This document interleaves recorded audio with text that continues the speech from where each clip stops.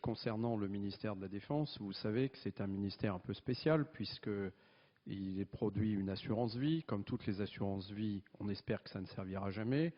Ça coûte toujours trop cher lorsqu'il ne se passe rien et on n'est pas sûr que ça fonctionne bien le jour où on a un ennui.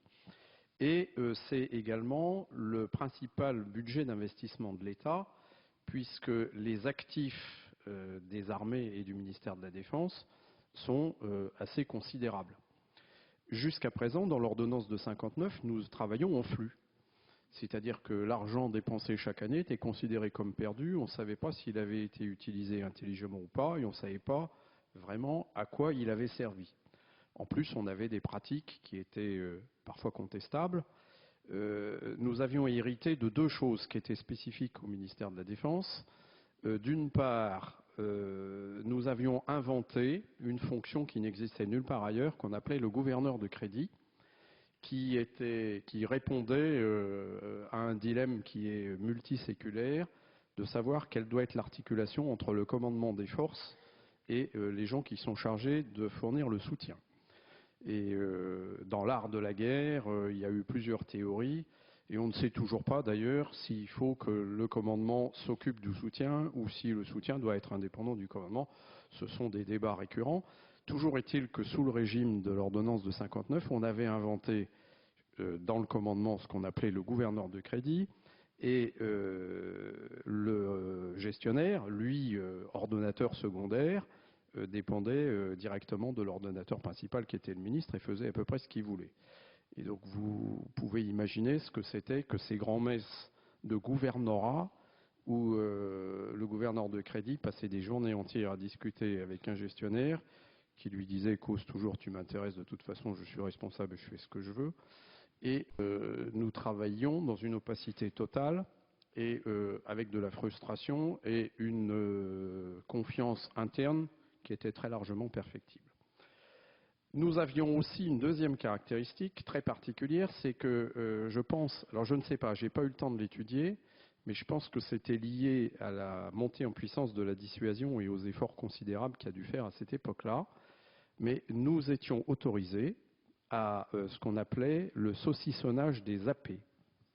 Autrement dit, on pouvait lancer un programme sans avoir les AP correspondantes. Je prends un exemple, le porte-avions Charles de Gaulle, que vous connaissez tous, qui est un programme qui a quand même coûté de l'ordre de 25 milliards de francs. Lorsqu'il a été lancé, les AP qui ont été engagés étaient de l'ordre de quelques dizaines de millions de francs. Je n'ai plus le chiffre exact, mais c'était entre 40 et 50.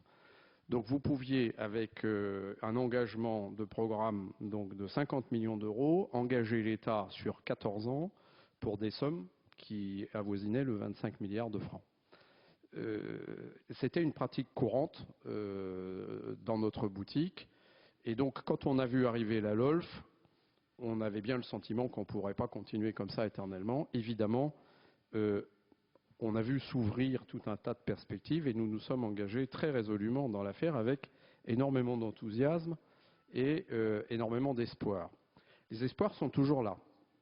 Au moment où je vous parle, j'espère qu'ils ne seront pas déçus dans le futur. Personnellement, pour avoir pas mal travaillé ces sujets-là, je trouve que le progrès est lent. Nous avons commencé effectivement en 2006, nous arrivons bientôt en 2012. Et nous n'avons pas encore une vision précise, par exemple, de la valeur de notre actif. Alors, comme cet actif, qui est quand même considérable, apparaît dans les comptes et dans le bilan de l'État, le travail est fait quelque part.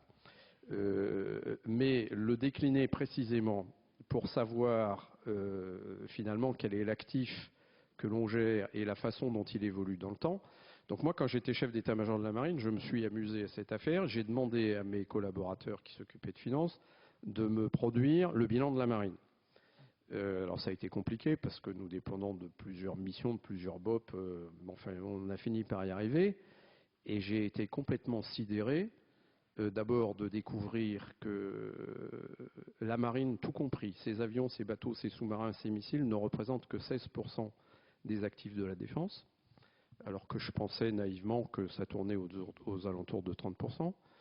Et ça m'a permis de découvrir que si nous avons que 16% d'actifs, c'est parce que à peu près 50% des actifs du ministère de la Défense sont immatériels. Je n'ai pas encore découvert complètement ce que c'est qu'un actif immatériel, mais ce que je sais, c'est que quand on discute tous les ans des coupes budgétaires, on parle du matériel et jamais de l'immatériel. Et donc je ne suis pas sûr que les économies que nous croyons faire, nous les faisons vraiment et qu'elles sont au bon endroit. Et je me dis, si ce genre de documents, l'ensemble des responsables les avaient sur leur bureau, peut-être qu'ils pourraient faire des choix un peu plus éclairés que de se battre, comme nous le faisons en permanence depuis des années, sur des formats. Parce que finalement, quand vous regardez le débat budgétaire de la défense, que ce soit dans le budget ou dans les lois de programmation militaire, on ne vous parle que de format, de cibles de matériel en nombre à acquérir. On ne vous pose pas la question, par exemple, de savoir quelle est la valeur comptable de votre parc de Rafale, sachant qu'un Rafale, ça fait quand même infiniment plus de choses, et on l'a vu récemment, que les avions de la génération précédente. Et donc vouloir remplacer nombre pour nombre des choses qui valent beaucoup moins cher et qui font beaucoup moins de choses, est-ce bien raisonnable? Sans doute non. Mais si ce n'est pas raisonnable, comment piloter? Je pense que si on a la valeur comptable et qu'on se dit mon actif se déprécie, mon actif se maintient ou mon actif augmente, on a peut-être des critères de choix et de pilotage qui seront un peu plus pertinents. Et j'espère tout à fait, je l'avais dit d'ailleurs devant les commissions de l'Assemblée et du Sénat lorsque nous sommes audités, j'espère qu'un jour, un de mes successeurs pourra arriver en commission avec un bilan et pouvoir dire, voilà, maintenant je viens vous commenter mon bilan, voilà mon actif, voilà mon passif, et voilà comment je l'ai géré dans les années qui ont passé, voilà comment je compte le gérer dans les années qui viennent. On en est encore loin, mais pour avoir essayé de le faire de façon un peu bricolée, j'ai quand même le sentiment que c'est à notre portée et que c'est une question de volonté. Si on voulait le faire, dans 3 mois, ça peut être fait.